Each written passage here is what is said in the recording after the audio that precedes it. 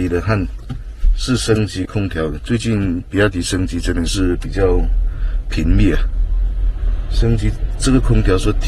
提升舒适度吧，需要时间太短了，只有5分钟，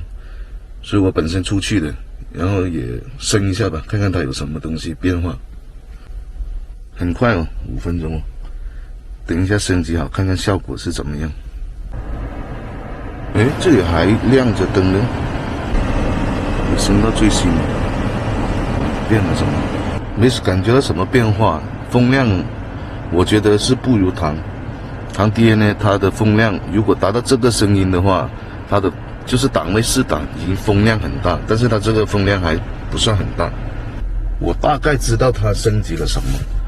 前些天呢，觉得车上有一种那种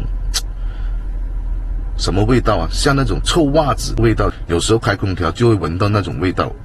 我猜它这一次升级这个系统，它不说这个东西，它可能就直接说提升了空调的舒适性，就是现在这个位置，应该就是这个负离子产生它的喷出量太大，所以呢导致它赶紧升级，就是改变它那个发生器喷出的量减少，我们就不会闻到那个味道，那个异味真的是很大。我还以为我的车有老鼠啊，有什么东西藏在那个机舱里面啊，或者是空调格反正就是觉得它是这种问题。然后他今天升级了，看看还有没有闻到那个味道，如果没有就8、9不离10了，就是这个问题了。好了，那这期视频就做到这里了，我们下期再见，拜拜。